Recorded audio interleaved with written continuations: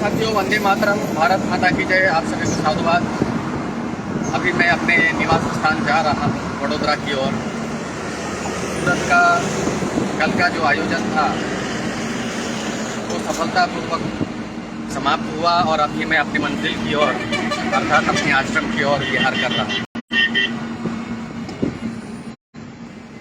जब मनुष्य जीवन में आता है तो वो अपना एक उद्देश्य रखता है उसके जीवन जीने के लिए।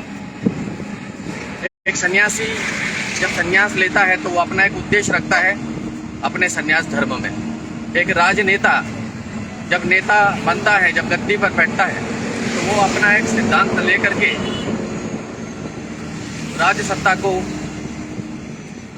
पाकर उसका उपयोग दुरुपयोग करता है। मैं कल सूरत गया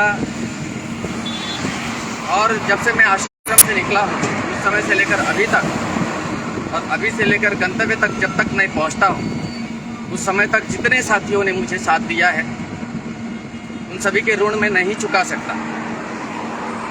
प्रेम का ऋण कभी नहीं चुकाया जाता। अगर आपको कोई धन से पूर्ण कर देता है तो उसका ऋण चुकाया जा सकता है। तुम्हारे गुरु का भी ऋण चुकाया जा सकता है गुरु दक्षिणा के रूप में, लेकिन प्रेम का ऋण कोई नहीं चुका सकता। और वो प्रेम मुझे सूरत वासियों ने दिया,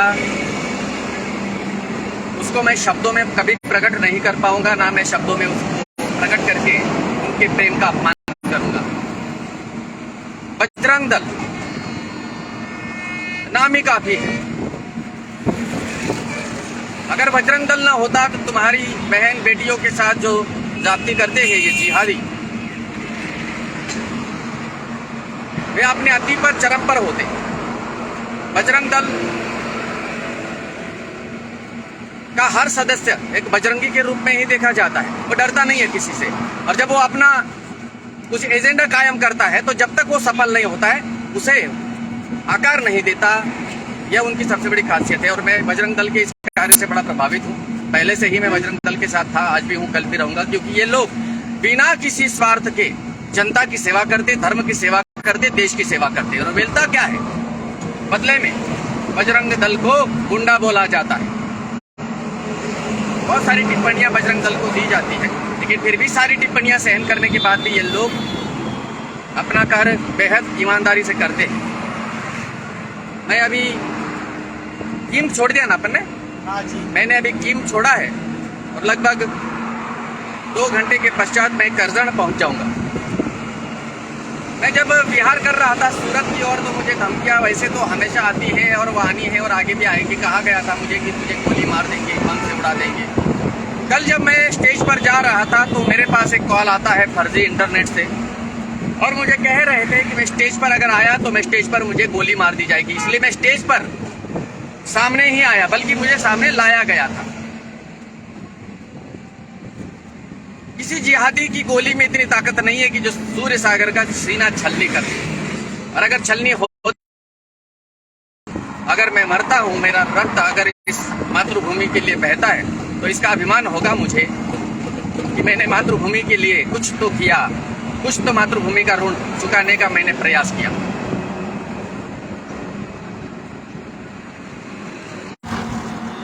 हाँ, नेटवर्क की प्रॉब्लम उसको माफ करना, नेटवर्क समस्या थी। ये 5G का जमाना है, यहाँ 2G भी काम नहीं करता।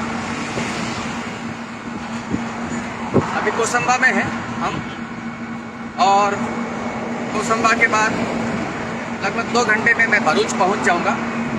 करजन पहुंचूंगा, करजन के पश्चात भरूच आ ही जाएगा। और जिन जिहादियों ने मुझे धमकी दी है, जाते वक्त दी थी कि तुझे गोली मार देंगे, तुम्हारी माँ ने अगर तुम्हें दूध पिलाया, मूत पिलाया है तुम्हें, तो दूध तो पिलाया ही नहीं तुम्हें। अगर पिलाया होगा तो रास्ते में आ ही रहा हूं मैं, निहत्ता हूं, गोली मार दो और उसके बाद होने वाले परिणामों का भी सामना करना। क्योंकि मैंने वो कमाया है, मैंने वो पाया है जिसकी तुम कल्पना नहीं कर सकते। कल सूरत में जैनेतर समाज ने जो मेरा सहयोग दिया, जो हिंदू समाज ने मेरा समर्थन किया, साथ दिया, फेसबुक लाइव के जरिए आपने देखा होगा। मिशन परित्राण गुरुकुल एक अलग छवि रखता है अपनी, जिसका कार्य संचालन विवेक मिश्रा करता है, मेरा शिष्य, और मुझे इस बात का अभिमान है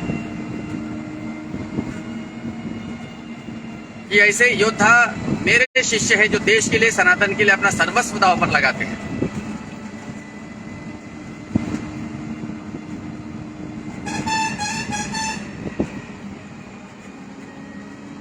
तो अभी कहने के लिए मेरे पास उतने शब्द नहीं है, बस इतना ही कहना चाहूँ। क्या हुआ? बंद क्यों है? हाँ, चलो चलो चलो चलो, बंद चलो, चलेगा चलेगा अपना, चलो।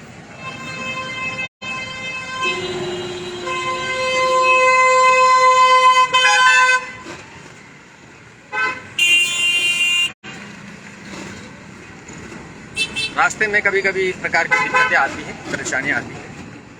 अभी मैं अपने आश्रम की ओर रवाना हो रहा हूँ। कल जब मैं स्टेज पर जा रहा था, उसके पहले एक जिहादी ने मुझे धमकी दी कि तुझे भाषण देते वक्त गोली मार देंगे हम। यार मारी नहीं यार, गोली मार देता तो आज कम से कम तुम्हारे 10-15 हज़ार ऐसे ही कट जाते हैं। मेरे अकेले के मरने से अगर तुम्हारे 10-15-25 हज़ार मरने वाले हैं तो मुझे मार दे। मैं भी कोई जीना नहीं चाहता, मैंने बहुत जीवन जी लिया है और देश के लिए जो मेरे को देना था मैंने वो दिया है। अब देने लायक कुछ बचा है नहीं हमारे पास।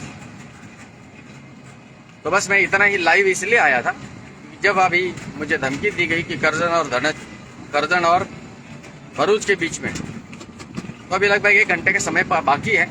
1 घंटे का समय बहुत होता है तैयारी करने के लिए। तो जो इस समय जिहड्डी मुझे देख रहे होगे, वास्तविकता में तुम अगर अपने ईश्वर पर विश्वास करते हो तो सूर्य सागर की ये छाती है ना, तैयार है मारना गोली। लेकिन याद रखना,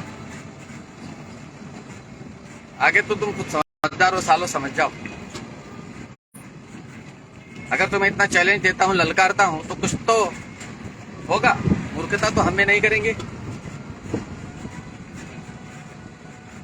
तो ये धमकाना, इधर धमकियां देना बंद कर दो।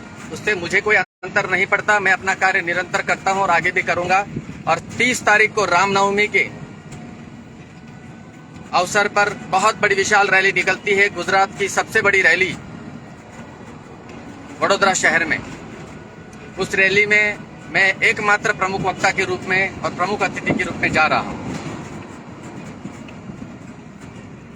फिर हमारी मुलाकात उस समय होगी, उसके बीच में भी आपसे रूबरू होऊंगा।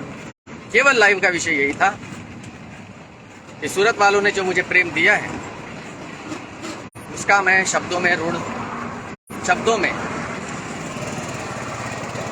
उस खुशी को प्रकट नहीं कर सकता, उस ऋण नहीं चुका सकता।